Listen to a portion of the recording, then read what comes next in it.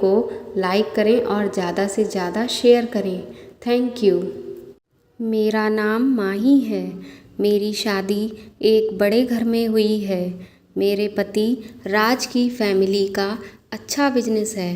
राज इकलौते हैं। सास ससुर, मैं और राज, हम 4 लोगों का ही परिवार है। राज और पापा जी सारा बिजनेस संभालते हैं, इसलिए काम से वापस आने का कोई समय नहीं होता है। राज अब एक नया काम शुरू करने वाले हैं नई जगह पर। वहाँ पर हमारा एक फार्म हाउस भी है, इसीलिए हम दोनों कुछ दिन वहीं जाकर रहेंगे। फार्म हाउस में समय बिताने के साथ राज अपना काम भी करते रहेंगे। सुबह जल्दी ही हम लोग फार्म हाउस में पहुंच गए। फार्म हाउस की देखरेख के लिए एक नौकर था। वो वहीं पास के एक रूम में रहता था। हम जैसे ही पहुँचे, दूर से किशोर दौड़ता हुआ आया हमारी कार के पास। वहाँ आकर उसने ही कार का दरवाज़ा खोला।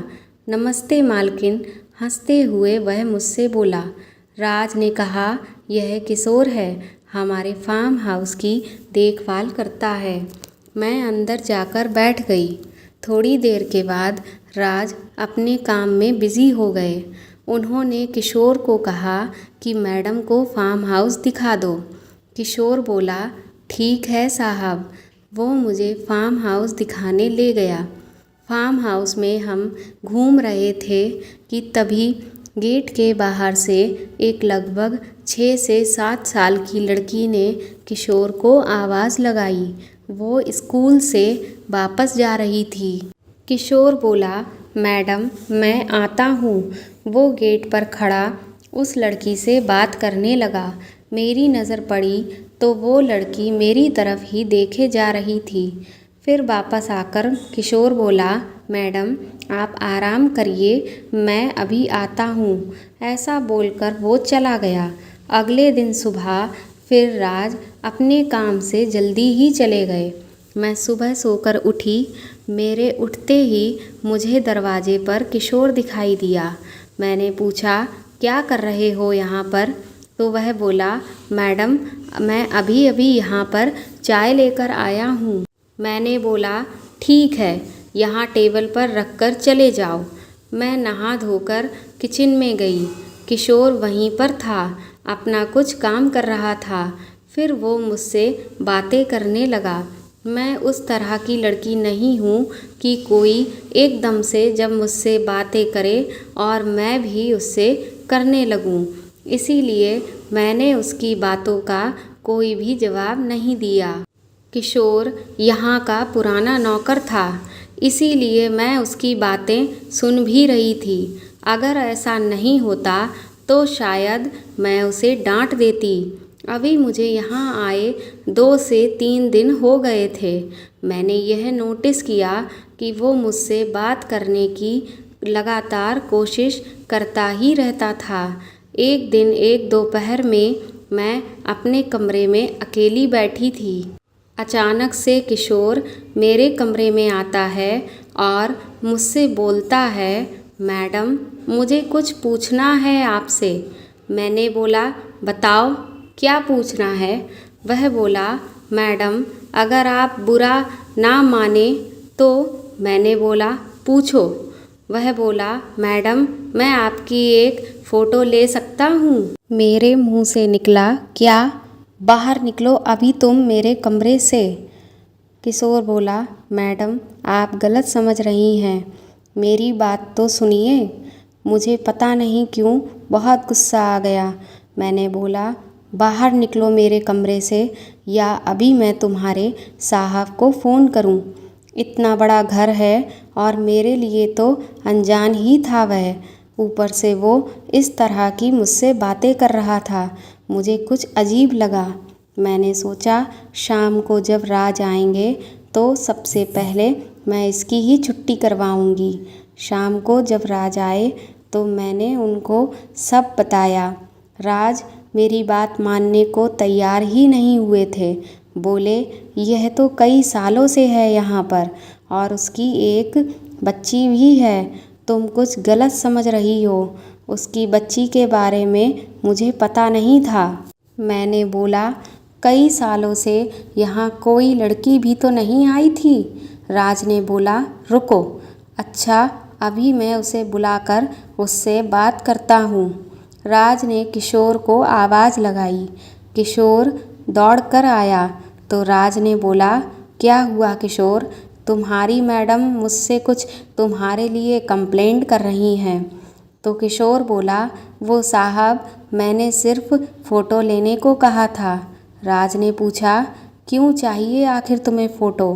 तो किशोर बोला, साहब आप तो जानते हैं कि मेरी एक 7 साल की छोटी सी बच्ची है और उसकी माँ उसके पैदा होते ही चल बसी थी, और जब वो 2 साल की थी तब हमारे घर में आग लग गई थी और भगवान की कृपा से हम तो बच गए, लेकिन उसकी माँ की सारी निशानियाँ ख़त्म हो गईं। बिना माँ की बच्ची को संभालना बड़ा मुश्किल काम होता है साहब। मैडम उस दिन जब मैं आपको फार्म हाउस दिखा रहा था तब स्कूल से घर जाते वक्त उसने हम दोनों को देख लिया। मेरा घर यहीं थोड़ी दूरी पर ही है। उसकी दादी ही उसे संभालती हैं। वह हमेशा मुझसे पूछती रहती थी कि पापा मेरी माँ कैसी दिखती थी, कैसे चलती थी और कैसी बातें किया करती थी। मैं उससे कहता था कि उसकी माँ बहुत सुंदर थी। यहाँ गांव में उसकी माँ के जैसा कोई भी नहीं है। उस दिन जब उसने आपको देखा तो उसने मुझसे यही पूछा कि क्या पापा मेरी मम्मी भी ऐसी ही थी। मैंने उससे कहा, हाँ वह ऐसी ही थी। तब से वह ज़िद पर अड़ गई है कि मुझे मैडम से मिलना है। वो मेरी मम्मी जैसी हैं और वह स्कूल भी नहीं जा रही है। मैं इसीलिए आपसे बातें कर रहा था कि आपको मैं यह सारी बातें बता सकूं, लेकिन आपका स्वभाव थोड़ा अलग है। फिर उसने आज सुबह से कुछ खाया भी नहीं है। वह बोल रही है कि फ़ोटो लाना, मैं मेरे स्कूल वाले दोस्तों को दिखाऊंगी कि मेरी मम्मी ऐसी थी। तो मैंने बोला कि मैं तुझे फ़ोटो लाकर दिखा दूंगा। वो बोली, पक्के से लाना पापा। इतना कहकर किशोर फूट फूट कर रोने लगा। रोते हुए ही वह बोला, वह बच्ची है मैडम, उसका नसीब ही ऐसा है। पैदा होते ही उसकी माँ मर गई और बाप मुझ जैसा मिला। मैडम हम साहब से कुछ भी बोल देते थे। साहब का कभी भी मुझे डर नहीं लगा और इसीलिए यही आदत मुझे पड़ गई और मैंने आपको भी अपना समझकर सब बोल दिया। आप मुझे पूरी बात बताने देती तो मैं आपको भी बता देता। किशोर की बातें सुनकर मुझे अपने आप पर बहुत गुस्सा आया।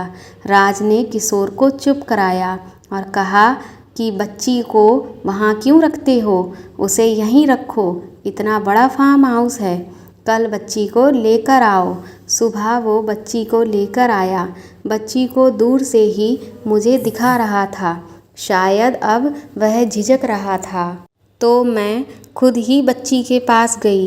बोला, अरे हम यहाँ 4 दिन से हैं और आप अब आ रही हैं। मेरे ऐसा कहने पर बच्ची के चेहरे पर जो मुस्कान आई वो अनमोल थी। वो मुझसे लिपट गई।